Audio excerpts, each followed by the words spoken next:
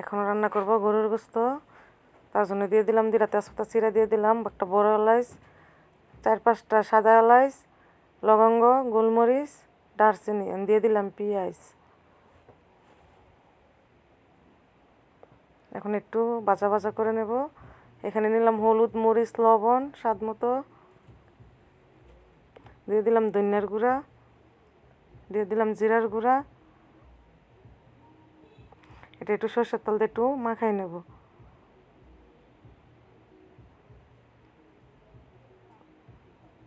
একটু পানি দিয়ে দেব, নাহলে মশলাটা চুলায় দিলে পুড়ে যাবে।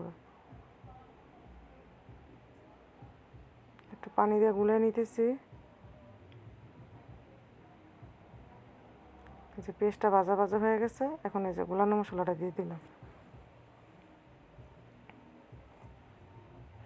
আসসালামু আলাইকুম, আপনারা সবাই কেমন আছেন? এখন আমি মশলাটা কষাই নেব। আমার ভিডিওটা যদি ভালো লাগে লাইক কমেন্ট শেয়ার করেন, ফলো দিয়ে পাশে থেকে।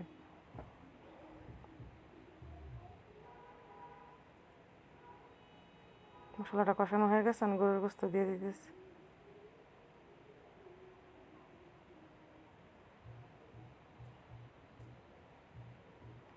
পাশে কুড়ে করতো গানের গাইতেছে, শব্দ হইতেছে ওখান থেকে।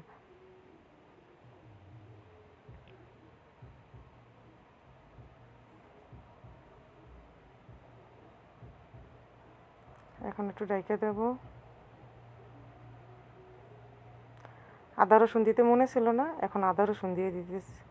মেয়ের সাথে গল্প করতে করতে ভুলে গেছিলাম আদা রসুনের কথা।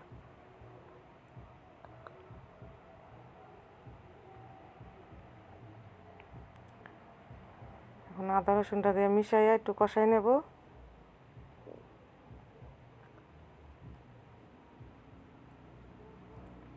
কষানো হয়েছে, এখন আলু দিয়ে আর একটু কষাবো। দুইটা আনাম কাঁচামরিচ দিয়ে দিলাম।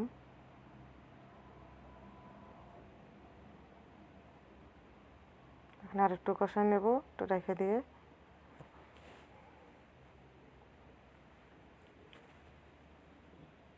গোস্তটা কষানো হয়ে গেছে, এখন পরিমাণ মতো জল দিয়ে দেব।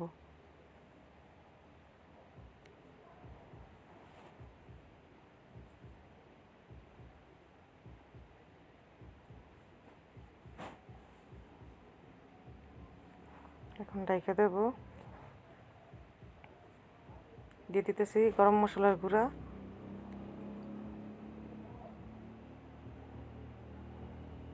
দিয়ে আর একটু রেখে দিয়ে রান্না করে নেব।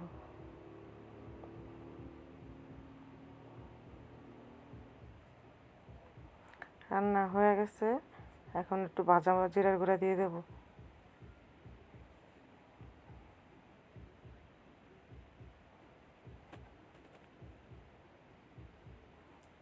দেখেন তরকারিটার কালার কত সুন্দর হয়েছে। এখানে আজকের মতো এখানে শেষ। আল্লাহ হাফেজ।